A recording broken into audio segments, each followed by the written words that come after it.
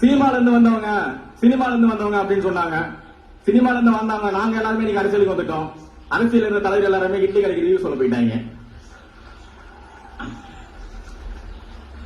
அதாவது பொதுவா சொல்லுவாங்க வரலாறு யாருக்காகவும் காத்திருக்காதுன்னு சொல்லிட்டு, அப்படிப்பட்ட வரலாறு 2026 தலைவர் பேர் எழுதுறதுக்காக காத்துக்கிட்டு இருக்கு.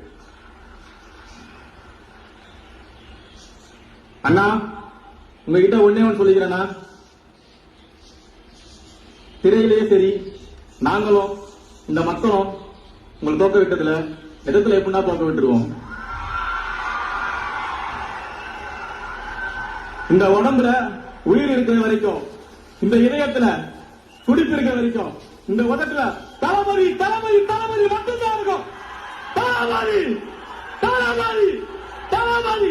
வாய்ப்புக்கு நன்றி நன்றி நன்றி.